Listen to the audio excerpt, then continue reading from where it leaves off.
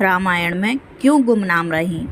भगवान श्री राम से जुड़े हर किस्से को भी लोग जानते हैं, जैसे कि भगवान राम राजा दशरथ और देवी कौशल्या के पुत्र थे। भगवान राम के 3 भाई थे, जिनका नाम लक्ष्मण, भरत और शत्रुघ्न था। लेकिन इस बारे में बहुत कम लोग जानते हैं कि श्री राम जी की एक बहन भी थी, जिसका नाम शांता था, और शांता सभी भाइयों में सबसे बड़ी थी।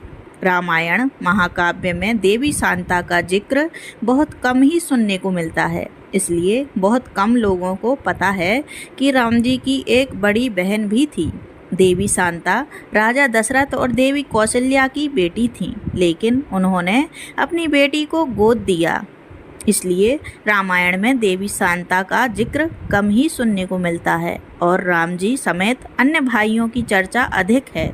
देवी शांता को लेकर अलग अलग मान्यताएं और कथाएं प्रचलित हैं, लेकिन एक मान्यता के अनुसार ऐसा कहा जाता है कि एक बार अंग देश के राजा रोमपद अपनी पत्नी रानी वर्षिणी के साथ अयोध्या आए हुए थे। राजा रोमपद और वर्षिणी को कोई संतान नहीं थी।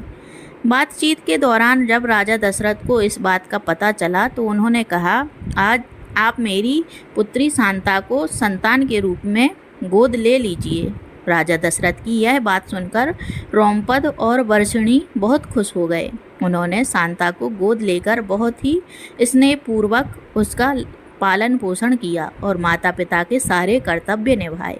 एक दिन राजा रोमपद अपनी पुत्री शांता से कुछ बात कर रहे थे, तभी उनके द्वार पर एक ब्राह्मण आए। ब्राह्मण ने राजा रोमपद से प्रार्थना करते हुए कहा कि वर्षा के दिनों में वे खेतों की जुताई में राज दरबार की ओर से कुछ मदद करने की कृपा करें। लेकिन राजा शांता के साथ बातचीत में इतने व्यस्त थे कि उन्होंने ब्राह्मण की बात नहीं सुनी। ऐसे में द्वार पर आए हुए जरूरतमंद ब्राह्मण की याचना ना सुनने पर उसे बहुत दुख हुआ। वह ब्राह्मण राजा रोमपद का राज्य छोड़कर चला गया। वह ब्राह्मण इंद्रदेव का भक्त था। इंद्रदेव अपने भक्त का दुख देख राजा रोमपद पर क्रोधित हो गए और उन्होंने उनके राज्य में पर्याप्त वर्षा नहीं की।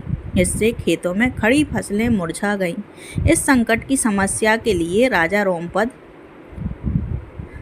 ऋष्यशृंग ऋषि के पास गए और उनसे उपाय पूछा। तब ऋषि ने बताया कि उन्हें इंद्रदेव को प्रसन्न करने के लिए यज्ञ कराना चाहिए। इसके बाद राजा रोमपद ने ऋष्यशृंग ऋषि से यज्ञ कराया और इसके बाद राज्य के खेत खलिहान पानी